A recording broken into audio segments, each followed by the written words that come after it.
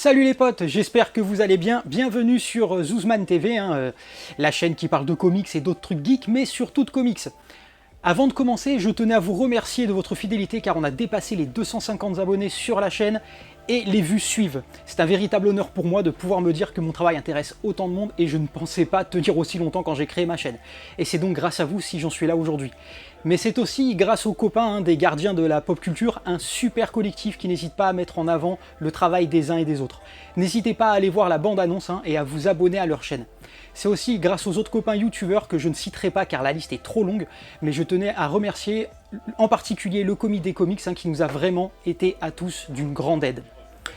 Pour vous remercier, j'ai d'ailleurs l'intention de faire une série de vidéos sur l'envers du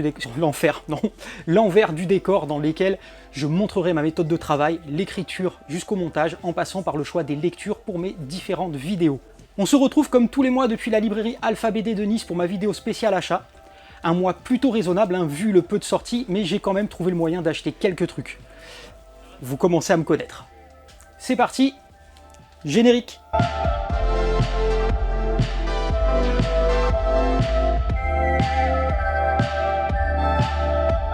On commence donc avec l'intégrale 1 de East of West chez Urban, Hickman que je ne vous présente pas, j'en parle assez souvent et vous connaissez mon amour pour cet auteur et c'est dessiné par Nick Dragotta qui a notamment œuvré sur Fantastic Four chez Marvel. Alors le pitch, fin du XVIIIe siècle, sur le continent américain, un phénomène inexpliqué mais brutalement fin à la guerre de sécession, laissant place à la paix et à la constitution quasi immédiate non pas des États-Unis mais des 7 nations d'Amérique. Depuis cette date, la marche du continent est ordonnée par un conseil constitué de leaders de chacune des 7 nations. Unis par le message, les membres du conseil nourrissent en réalité de sombres ambitions. 2 siècles plus tard, un mystérieux homme pâle, flanqué de 2 inquiétants guerriers indiens, sème la mort sur son passage. Au même moment, 3 des 4 cavaliers de l'Apocalypse s'éveillent. Non, mon fils m'avait offert le tome 2, croyant que j'avais déjà le tome 1, et du coup je vais enfin pouvoir commencer la lecture de cette dystopie. On passe ensuite chez Panini avec Thanos vs Silver Surfer de Jim Starlin et Ron Lim qu'on ne présente plus.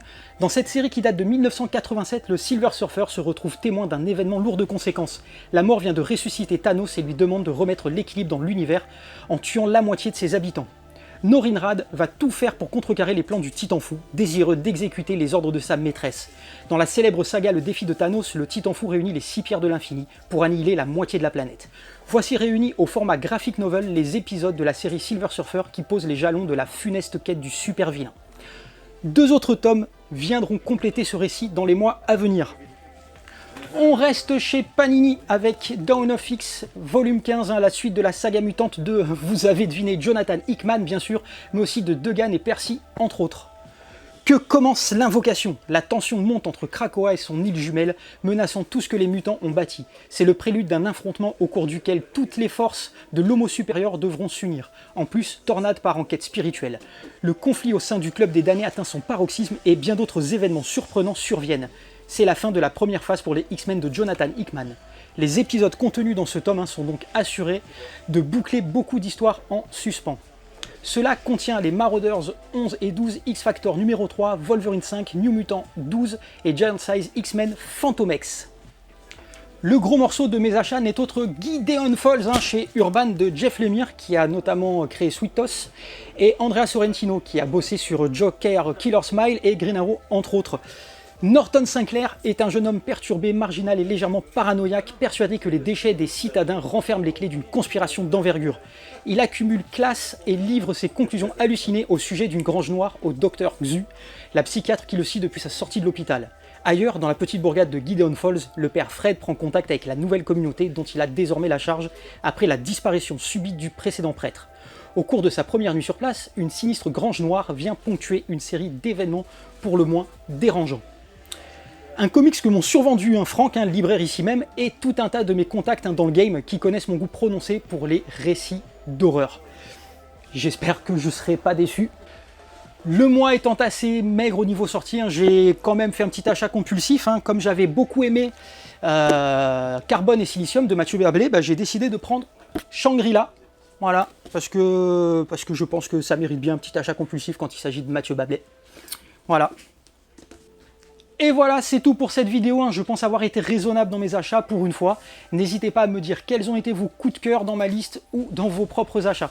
Je vous remercie encore d'être de plus en plus nombreux à me suivre et je vous encourage à aller encore plus loin en partageant mes vidéos sur Twitter, Insta et auprès de vos amis qui pourraient être intéressés.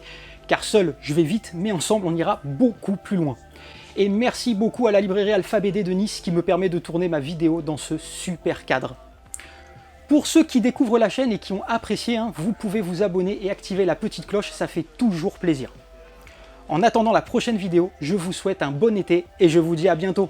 Allez, ciao les potes!